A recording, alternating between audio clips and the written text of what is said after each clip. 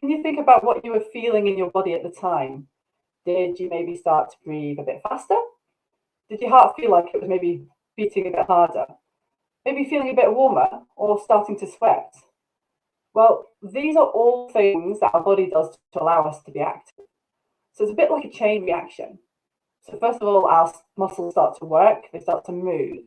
And what they really need is oxygen, okay? Because oxygen is what our muscles use to try and make energy in the body over a longer period of time.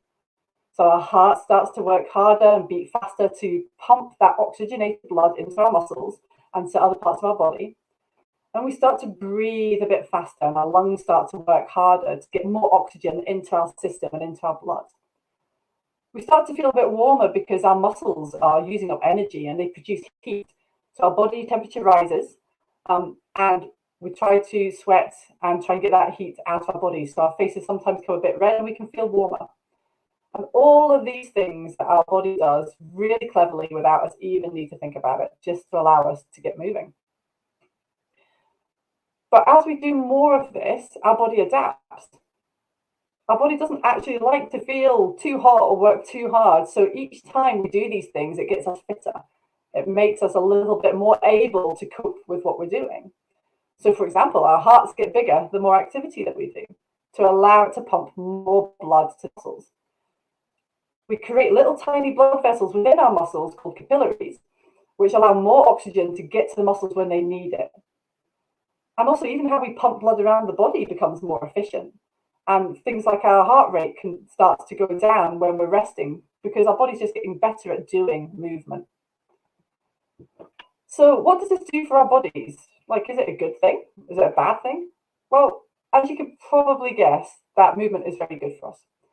And it helps us in a number of different ways beyond what you might normally think. So firstly, there's our physical health.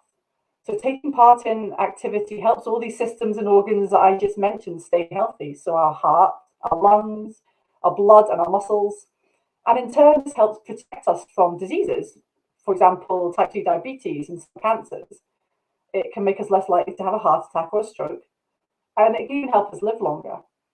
In fact, about 5 million people a year would still be alive if they were more active. That's about the same amount of people who live in Scotland.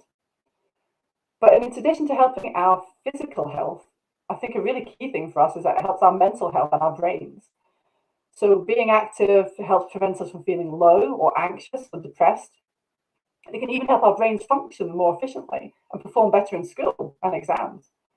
Maybe this is something you might want to remind teachers of when everybody's looking a bit restless and bored in class. You might need to go and do a little bit of activity. And for you guys as well, sleep is very important. So being able to sleep better and have a better quality of sleep can be helped by being more active. But whilst we're being curious about the human body, you might want to think about benefits you can get from being active, which go way beyond this. So being active can help us connect with other people and make friends. It's a great way to make friends. It can help us explore and see new places and learn new things. But it can also be a benefit to kind of wider society and the environment. So for example, walking and cycling to and from places is much better than using the car. It can also help save us and the economy money. So people who are more active are less likely to need the NHS and to stay in jobs for longer. And the cost of inactivity to the world is more than what Scotland makes in a year, providing goods and services globally. So a good question for us to ask is, does all movement matter? And I think the simple answer to this would be yes. Any movement is good for us in some way, and it doesn't always have to be sport or hard exercise. So people quite often think of sport or exercise, such as playing tennis or going for a run, when we talk about staying active. But physical activity covers this plus other movements, such as walking the dog, stretching, playing at the park, cycling to school, gardening, and even housework. So maybe next time somebody asks you to tidy your room, you should maybe look at it as a good thing and a reason to be more active. And at the same time, it's also important for us to understand if you want to achieve a specific goal with our bodies through being active, that you might need to look at more specific types of activity. For example, if you want to have larger muscles, then going for walks is not going to help much with that. And you're going to probably have to go to the gym and do kind of weight training. Or if you want to run a marathon, playing football in the park will give us some fitness, but we'll probably need to start running over a longer period of time to get these kind of fitness levels. But how much in general should we be doing for our health and well-being? So just in our daily lives. As you can you guess actually how much you should be doing? Does anybody actually know? So these people called the chief science officers came up with some kind of guidelines so that we could know whether we were achieving the amount of activity that's good for our health or not. And they talked about it in terms of moderate to vigorous physical activity. So that's activity, like I said in the beginning, that helps you breathe harder and feel a bit warmer. And if it's more vigorous, it's probably harder to have a conversation with a friend if you're out doing activity. Should we maybe be doing 30 minutes a day? 60 minutes a day? Any takers for maybe an hour and a half? 2 hours? Well, for people of your age, we should be looking at doing about 60 minutes a day across the whole week of moderate to vigorous intensity physical activity. And this should include a variety of activities, such as ones which help us develop movement skills, improve our muscular fitness, and also our bone strength as well. And unfortunately, you're probably going to have to minimize the time that you spend sitting and to break this up a bit with more movement. So I'm sorry to say that hours sitting in front of the TV or playing on screens is not actually that good for our health. As I said before, any move matters, so even doing something in light activity is better than doing nothing. So is that more or less than what you thought you should be doing? Are you already achieving those goals? Well, it might seem like quite a lot, but can you think about some of the things we've mentioned before in this session that actually count towards this? Can you think of things you're already doing, like, for example, taking part in a sports club? That would count towards these activity levels. Maybe taking part in PE at school, walking or cycling to and from school, that all counts. Also, if your school does things like the daily mile, which is 15 minutes of time within the school day where you walk, jog, or run, then this counts as well. But we can all be looking at doing more things in our daily lives. And one of the key things I think that we could look at is to do with climate change as well. So physical activity in the full active transport can help with both your body and with the environment. It's an easy way to get activity into our lives without having to think about it. You don't need to plan anything. It's just easy just to kind of leave the house and go. And this is also important because with free public transport up to the age of 22 for buses, then you're most likely to walk to a bus stop. And so it helps to put activity into your daily life, and it all helps towards your positive health and well-being. But believe it or not, a shocking 80% of young adults, people your age, wide, do not get enough activity to help keep them healthy. And it's turning into a public health crisis globally for us. But as we know, regardless of what age we are, the real big key is finding something that you enjoy, because that's going to be the thing that you continue throughout your later life. It doesn't really matter what it is. As long as you enjoy it, you're more likely to keep going. So what would be my takeaway message from this session? Well, we need our bodies to move, and our bodies need us to move. We're designed to move. It is what we were made to do. And when we move our bodies, we adapt to make it easier next time. And moving is core to our physical, mental, and social well-being, as well as being something that's good for the society and environment as well. So every movement really does matter. Whatever your goal, whether it's run a marathon or just be able to go out and play with your friends and be active, going for a walk or walking the dog, find something you enjoy and try and be active every day. Thank you.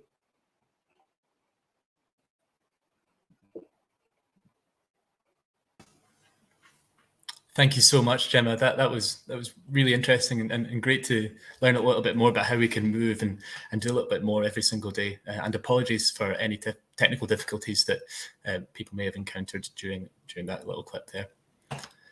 So I think we're going to move on to some questions now from the audience. And the first one is, how can we make it easier to move more when so much of our life is sedentary? So sitting down in front of screens or TVs, like you mentioned. For example, school children sit down for most lessons, and lots of people still sit at desks on computers to do their job. So how could we make it easier to move a little bit more? Yeah, so I think when we think about activity, we do think about doing something for a larger chunk of time. And I think what's really important to get across, that even just getting up for a little while is important. So I think there's a responsibility within the class for teachers to allow people, to stand up and kind of move around, going outside more. Like, is there a way that we could take classes and activities, like, to combine them? So to try and add activity into lessons, which is a way to get activity without even kind of trying to think about it. That would help maybe break up the amount of time we spend sitting.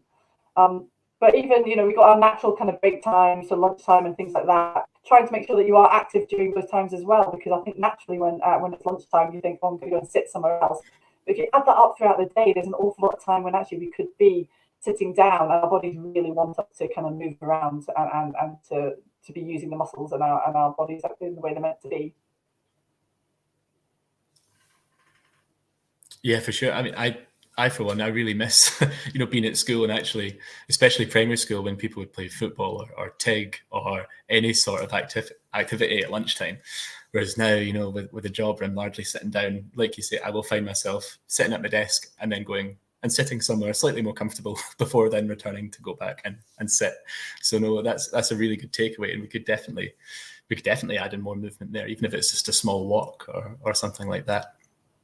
Yeah, and using technology as well is a key thing. So I know this is more kind of workplace based, but I have my kind of cordless headphones, which means that if I wanted to right now, I could stand up and talk to you guys, and it helps me kind of add activity into my day that I wouldn't normally kind of get. So sometimes, unfortunately, with the kind of current situation as well, that we need to look at artificially adding things into our day sometimes as well as thinking about structured kind of activity. Yeah, that's a really good point. It's very handy as well, having the cordless headphones to be able to sort of do your job on the go, as it were. I think we'll have another question. Yes, we do. So lots of people might think that exercise means that they have to go for a run or tire themselves out. Is that true? Well, if you want to be really sticky about the definition of exercise, then exercise should be something that is maybe slightly, not harder, but you're going out for the purpose of getting fitter, or doing something for your body. But I'd say that physical activity doesn't need to be something that's hard. So, and you still get benefits from that light amount of activity. So as I was trying to explain in my presentation, is that it depends what you're doing it for. So if you do need to, if you do want to take part in a sport, or you want to do running, then yeah, you're going to have to go and run. Like that's kind of hard, and that can be hard, or that can be gentle depending on how much you kind of do. But other types of physical activity, like I'm saying, like helping out around the house, or being outside playing at the park, things which you wouldn't really think about as exercise, absolutely count, and that doesn't need to be hard, and it can even be enjoyable as well. Brilliant. Gemma, what's your favourite way of exercising? How do you like to keep? I like to run. Yeah, nice. So I don't know if you've heard of park run. So there's a park run near where I live in Stirling, and I go do park run on a Saturday morning. But I do it for different reasons than just kind of for exercising as well, because it allows me to meet. There's about 100 people that go kind of every Saturday morning to this, and it's a really great way to kind of meet other people, and I use it to kind of catch up with friends as well. So a group of us kind of meet near where we live, and then we kind of walk in together, and I get a chance to kind of have a bit of a chat and a catch up with people that I've not kind of seen. So yeah, running is my vice as well. But I've also kind of gotten into more active transport recently. So we've moved house recently, so we can be closer to transport links and things like that. So I have got my bike out of the shed and dusted it down.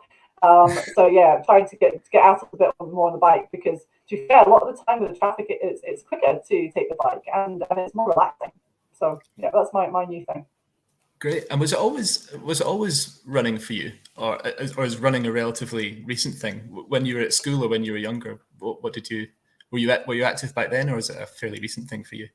No, I've always been quite active. I think one of the key things, if you're wanting to look at getting activity into your life, like if you play tennis and you don't like playing tennis, you're not going to continue playing tennis. Like you need to find something that you enjoy. And that's why I still do running. So when I was younger, I used to do track and field athletics, used to do sprinting 100 and 200 meters. but I can't do that kind of anymore. But I just loved it so much that running now is still the thing that I can continue to do. So you will tend to find that the things that you start now are the things you might continue into later life. And one of my kind of key bits of advice would be try lots of things. Like if there's any come and try sessions anywhere or taster sessions, like you can give it a go and try it once and be like, oh yeah, no, I hated that. That's fine. And then you're going to find out more about what you don't know until you find what you do like. So I would definitely say just try things and see what you enjoy doing. That's really good advice. Yeah, because you don't know you're not going to enjoy something until you've tried it. Next question is, not everybody can participate in physical forms of activity for various reasons.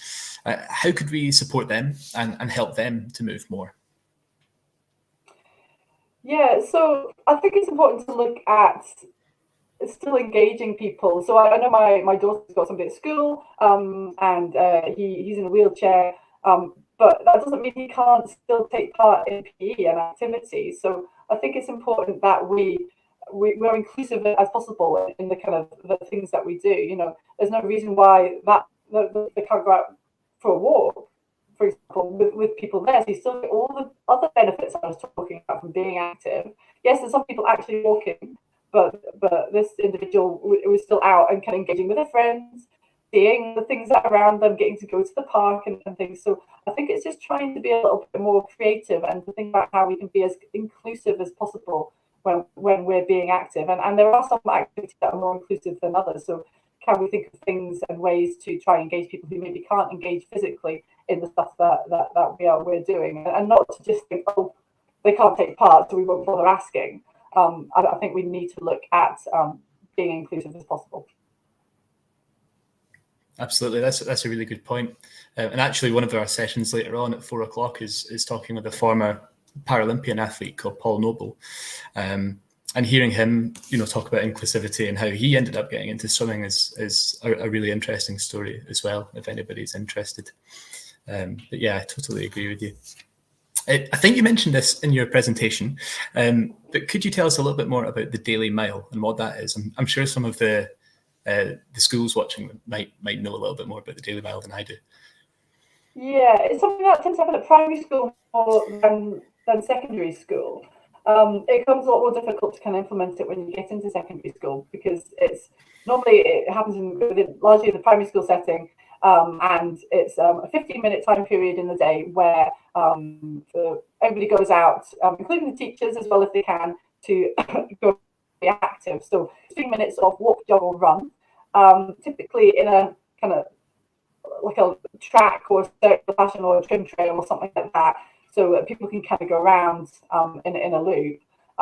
And what it's meant to do is meant to help get people fitter. That was the original reason it was set up in the first place, because a teacher from St. Ninian's Primary School noticed that pupils were finding it hard to engage in PE because they didn't have basic levels of fitness to be able to take part in this kind of core activity.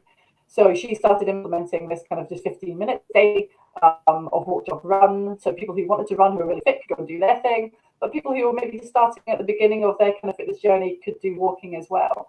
And then to do that every day, I think that was one of the key things about the Daily Mile. It's meant to be showing you that physical activity is not something that's like a one-off or I do it once a week. It's something that we should be looking at across a daily basis.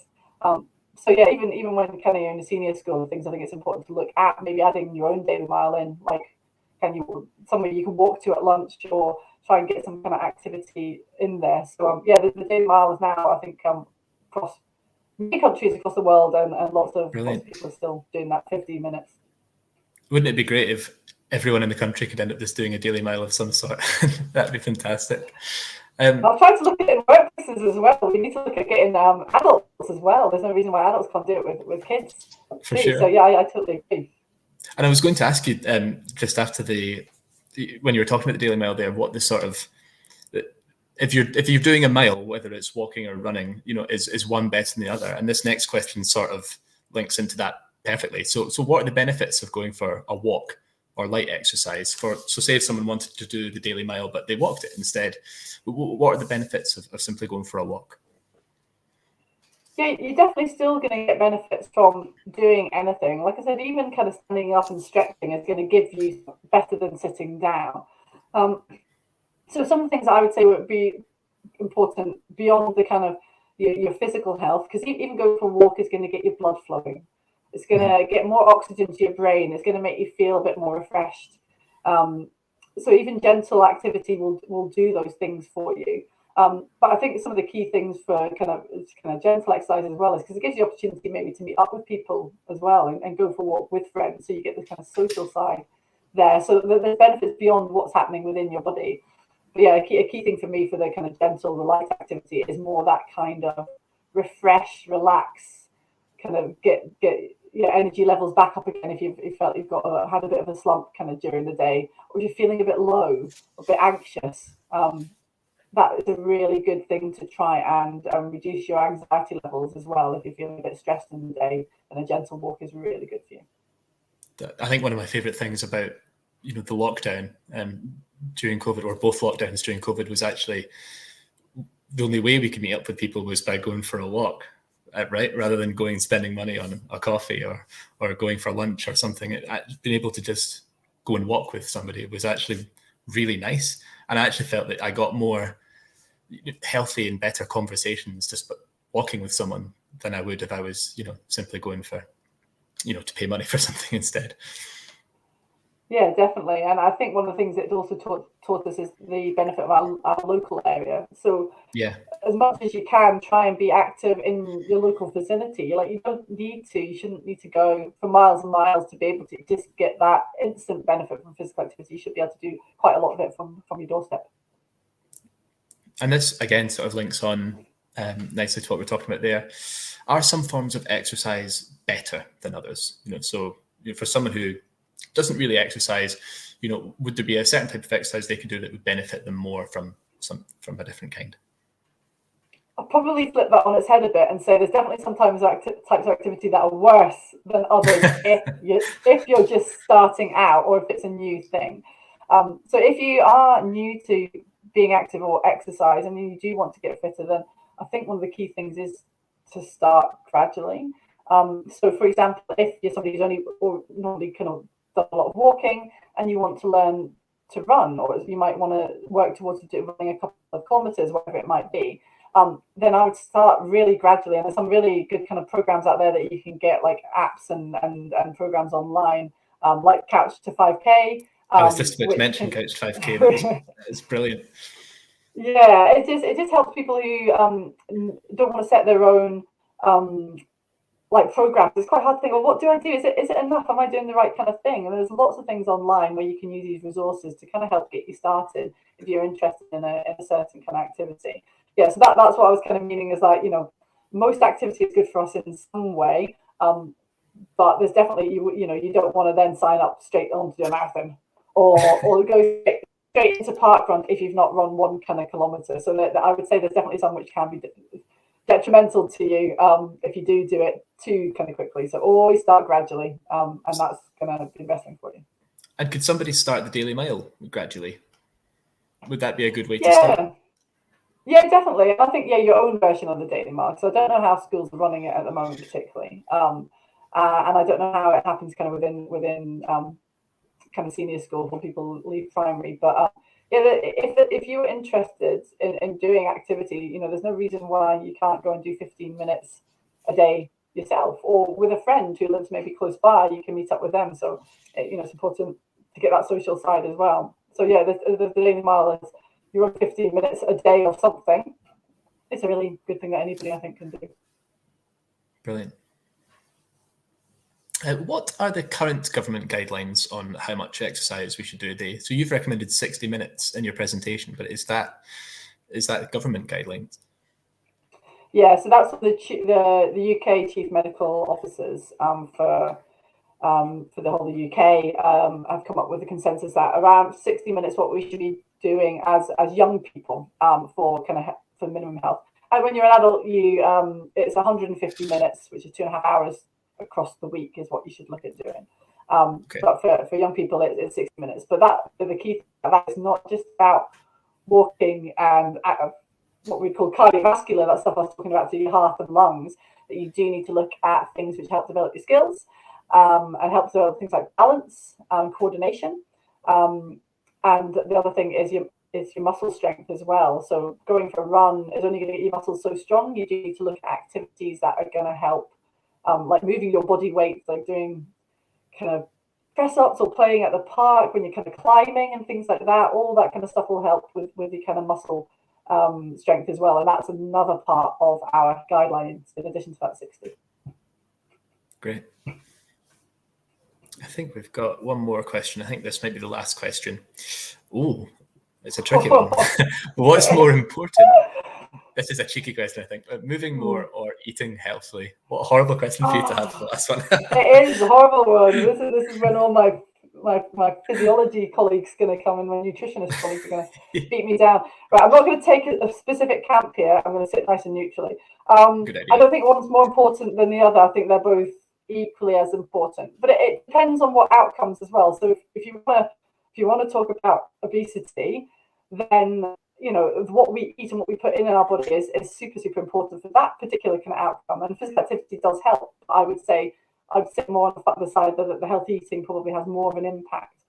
But you can't get fit through eating healthily, and we need fitness and we need to be fit. We need to move as well. So that's why I would say that regardless of what outcome you're kind of looking at, what we do with our bodies and what we put into our bodies are equally as important. Well handled. I'm afraid that is all we've got time for with this session. So Gemma, I'd just like to thank you so much for leading that presentation. It's been really insightful, and I am going to make sure that I go for a lunchtime walk, whatever the weather today. So thank you so much. And thank you everyone for tuning in and watching. It's been really, really nice to have you. This session will be available on the website. If you joined us late or you'd like to go back and watch a certain part, it will be on the Glasgow Science Centre Curious About website. 2 more sessions today, live sessions. One of those is our Brains in Action at 2 p.m. And as I mentioned, I'll be chatting to former Paralympian Paul Noble for training and competing in Paralympic swimming at 4 p.m. But Gemma, thank you so much. It's been great to have you. Thanks for having me.